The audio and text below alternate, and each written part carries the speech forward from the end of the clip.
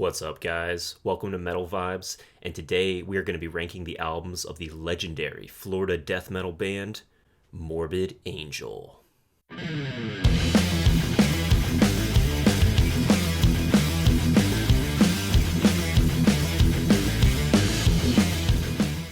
Morbid Angel were one of the first death metal bands that I really got into, and it's crazy to think that the group are celebrating their 40th anniversary in 2023. Death metal doesn't feel like a very old genre, so to have a band that's been around for 40 years is just mind-blowing to me. Morbid Angel formed in 1983 with the most notable founding member being guitarist and sole constant member Trey Azagthoth. In 1986, David Vincent, the band's longtime bassist and vocalist, would join the band. And then in 1988, legendary drummer Pete Sandoval would join the band, solidifying the group's core lineup for the band's legendary debut in 1989, Altars of Madness, which was released via Earache Records. Altars is obviously a timeless death metal classic that excels in pretty much every way a death metal album should excel. Pete's drumming is just absolutely insane, especially for this time.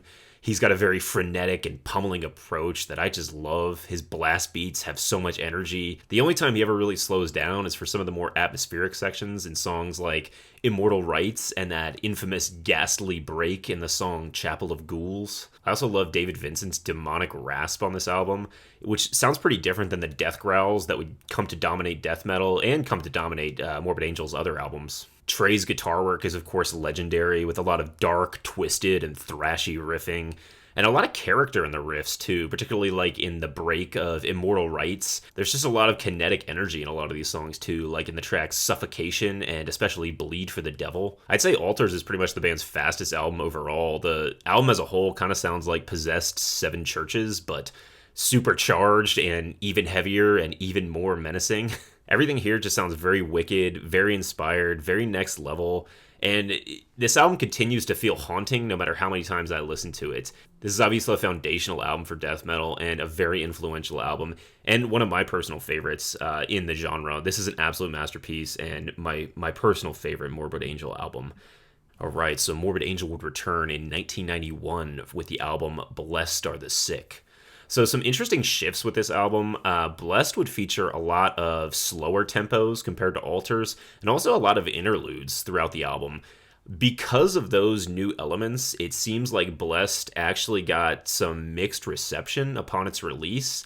But I think in retrospect, a lot of people have come to regard it as a classic, and I wholeheartedly agree with that. This is another excellent Morbid Angel album. To me, the slower tempos here kind of just feel like a natural progression, particularly in the song Fall from Grace, which has this really swampy and sludgy opening riff before launching into just really everything that makes Morbid Angel great, from the squawking notes to the hooky chorus to wild guitar solos. It's just a fantastic track. I also love the title track on this album, which is just very commanding and powerful, and it has probably one of the best choruses in the band's catalog.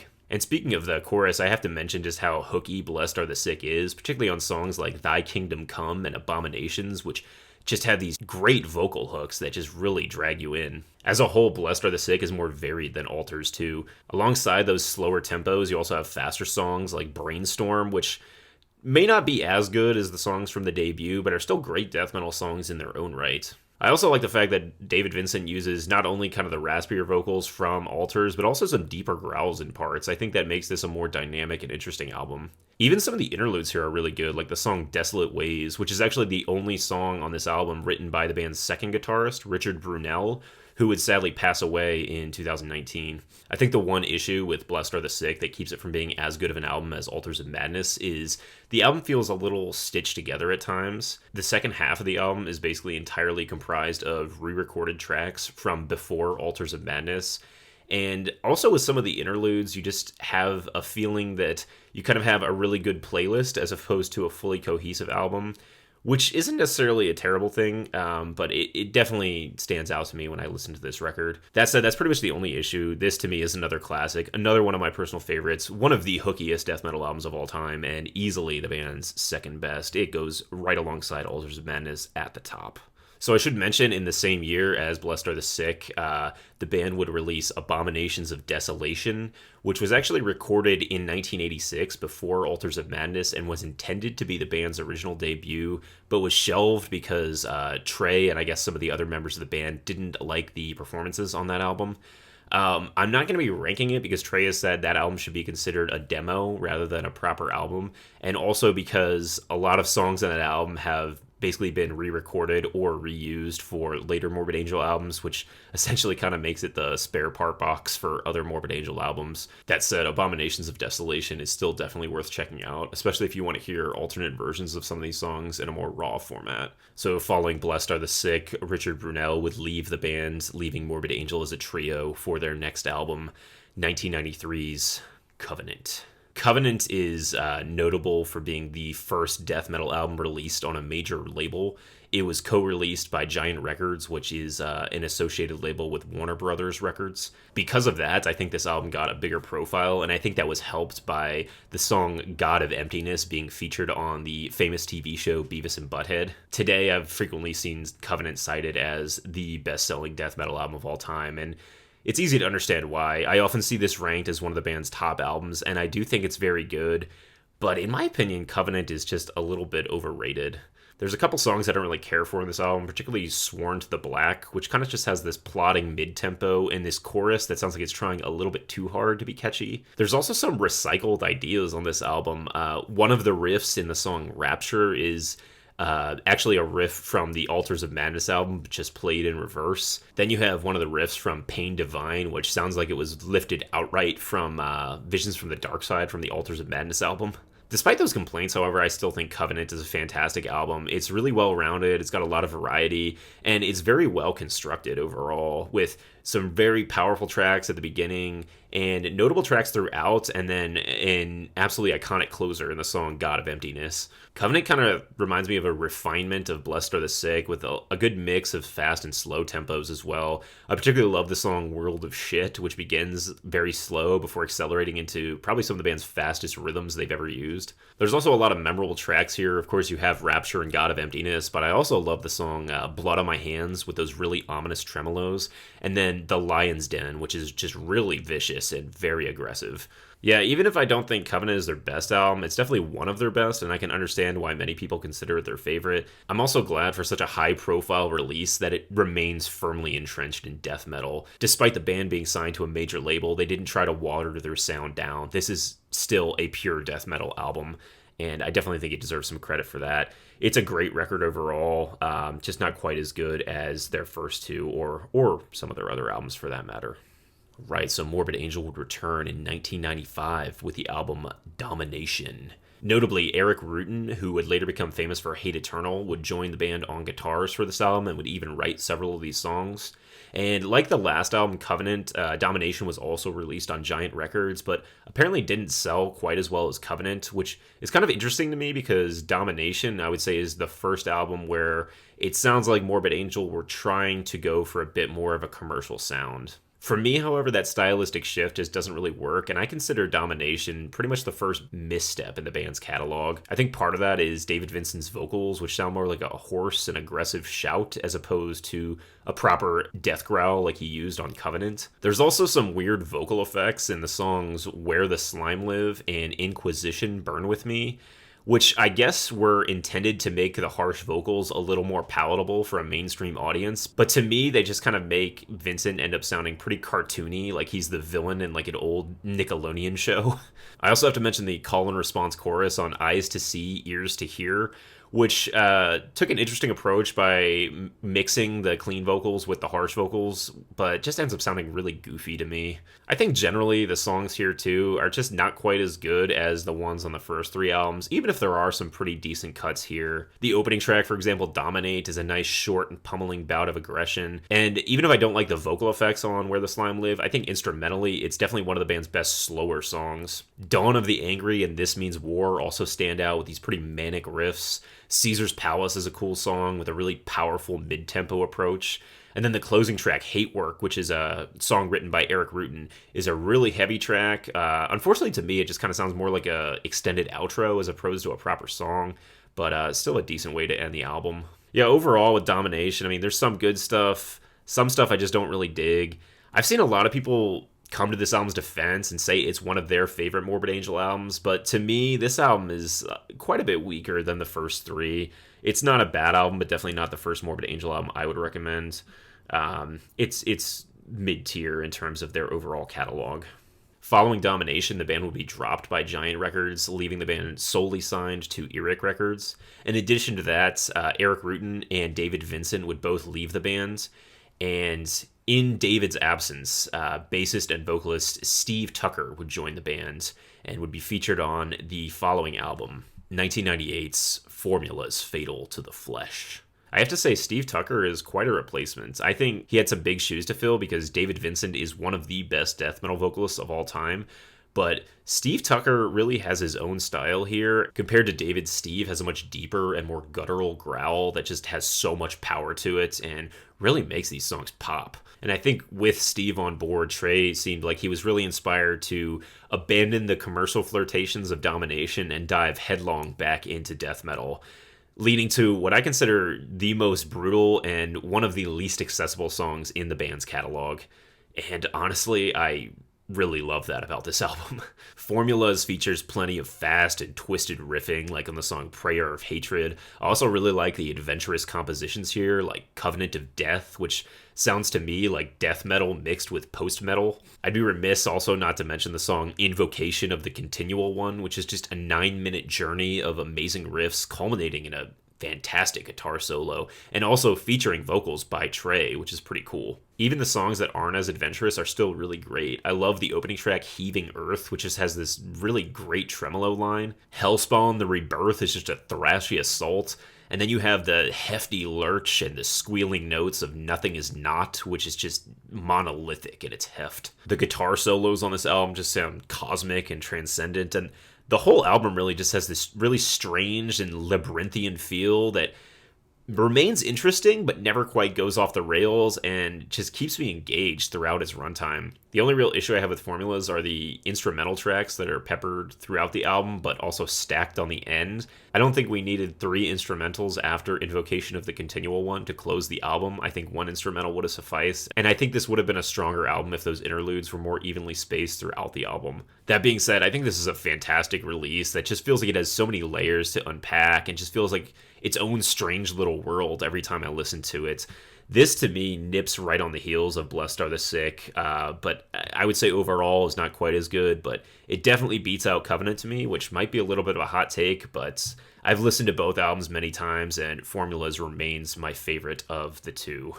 Alright, so following Formula's Fatal to the Flesh, Morbid Angel would return in the year 2000 with Gateways to Annihilation, their 6th album. With Gateways, Eric Rutan would make a return on this album, even co-writing some of the songs, along with Steve Tucker also co-writing some of these songs. Compared to Formula's Fatal to the Flesh, Gateways takes a much slower and significantly heavier approach, which I think works out okay. The first proper track, Summoning Redemption, is probably my favorite song here, with a really hypnotic yet commanding riff. In terms of the faster songs, I think Opening the Gates is really cool, with some pretty varied riffs that are very powerful and kind of just attack you from all sides as the song unfolds. It's a pretty neat track. I also like the fact that Steve Tucker uses a more intelligible growl on this album, which really makes some of these hooks pop out, particularly on the song Ageless Still I Am, which has a pretty memorable chorus. Pete Sandoval also sounds like an absolute beast on this album. I loved his aggressive approach on the earlier albums, which just had so much power to them.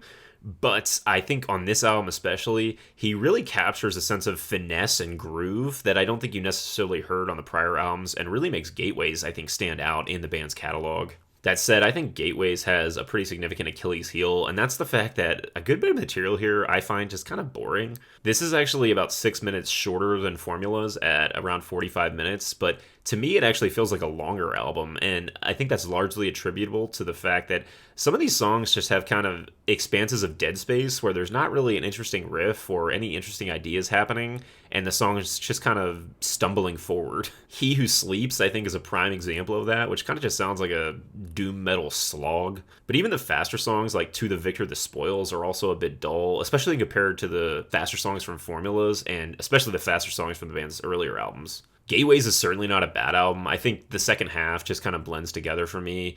But what I will say about Gateways is that at worst, I find it a little dull and unremarkable. Whereas with Domination, there was actually parts and elements of it that actively annoyed me. So because of that, I definitely will rank Gateways higher. I think Gateways is a good album. I just don't think it's quite as good as the prior albums, with the exception of Domination. Following Gateways to Annihilation, Eric Rutan would again depart the band, leaving Morbid Angel as a trio for their seventh album, 2003's Heretic. Heretic is definitely a weird one. The production on this album, for one, is just really odd. I guess they were trying to go for a bit more of an old school sound, but to me, it just feels very strange. The guitars sound very buzzy and thin, and the drums just sound kind of tinny. The songs here are also just very twisted and bizarre and pretty inaccessible. And I think you hear that right from the opening track, Cleansed in Pestilence, which has almost a Gorguts vibe going on and is just a very strange track. Many of the other proper death metal songs in this album are similarly weird, and I say proper death metal songs because there are a lot of tracks here that are not death metal whatsoever. In fact, of Heretic's 69-minute runtime, roughly 25 minutes of that is comprised of songs that are basically either interludes or instrumentals. Those interludes or instrumentals are not spread throughout the album either. You have Heretic starting with 6 death metal songs before getting a couple interludes, getting a few more death metal songs, and then just getting every other interlude and instrumental strung out throughout the remainder of the album. The interludes also don't feel very thematically connected to each other either. You have everything from kind of the frightening ambience of the song Place of Many Deaths to a 3-minute Pete Sandoval drum solo to a guitar solo that was pulled from a song in the previous album to some ominous clean picking, and then even a full-on death metal instrumental with the song Terror of Mechagodzilla. There's really no flow or reason to it. It's just kind of a bunch of spare change tossed at the end of the album, and it really makes this album a slog to get through. I would say, too, even if you didn't have those interludes, this still wouldn't be that strong of an album. I just don't find a lot of the songs here to be as good as really anything on the band's prior albums. Enshrined by Grace has a kind of a cool groove to it, and God of Our Own Divinity is a neat song. A few of the other songs have some cool tremolos, but overall the songwriting here is just weak compared to what Morbid Angel had done in the past. Heretic kind of has that same warped feel as Formula's Fatal to the Flesh, but unlike Formulas, which felt like it kept itself on the rails, Heretic just feels like it goes completely off the rails, and to me, it just doesn't work because of that. For a long time, Heretic was considered the bad Morbid Angel album, and I can definitely see why. Apparently, this album resulted in the band getting dropped by Earache Records, and I would definitely consider it one of their worst, but as we will soon see, it is not their worst because things would soon take an even further downturn. Initially, however, after Heretic, things seemed kind of promising. Steve Tucker left the band following Heretic, which was not necessarily good, but he was replaced by David Vincent, who returned to the band, which a lot of fans were excited about. The band would also add a new guitarist, Destructor, and they would start playing a new single live, Nevermore, which sounded like a pretty promising death metal song. Morbid Angel would sign to Season of Mist Records and start working on a new album, but already trouble was brewing when drummer Pete Sandoval had to sit the album out due to undergoing back surgery, leaving some to wonder just how good this next album would be.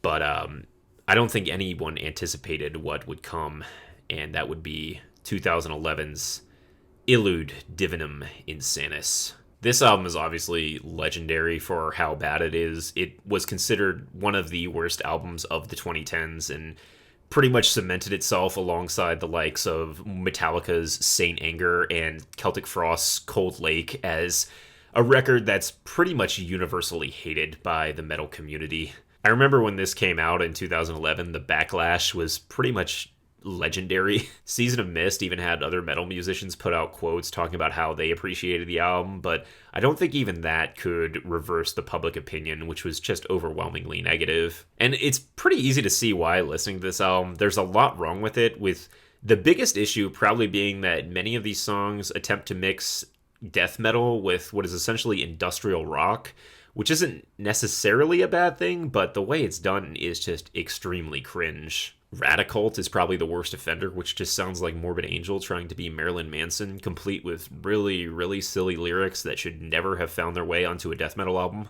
The industrial sounds on this album, too, just sound so dated, even for 2011, and they also make the album sound very artificial and soulless, whereas the prior albums had a lot of evil and grit to them. This just feels very mechanical and pretty uninspired, to be honest. It doesn't help, too, that a lot of these songs are really long, with some of the industrial tracks going over 6 minutes and being very repetitive throughout their runtimes as well. Even aside from those industrial tracks, you have other cringy songs like I Am Morbid, which is somehow the band's second most streamed song on Spotify. The song is basically a really cheesy death rock song that features some really cringy, self-referential lyrics that Morbid Angel should never have used.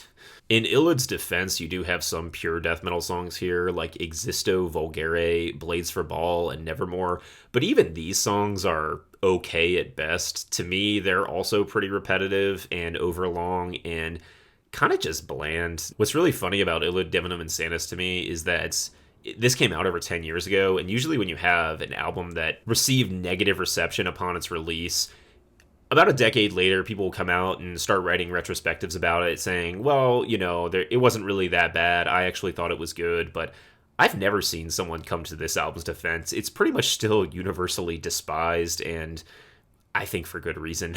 I guess David Vincent might have been an influence on the way this album sounded, since he did play in the industrial rock group The Genitortures following his departure from the band after Domination, but somebody should have put a stop to this and not let the industrial cringy elements creep into this album. There's a good EP somewhere in here, but as it is, this rightly earns its place as the worst Morbid Angel album, and frankly one of the worst death metal albums of all time, if you can even call it death metal.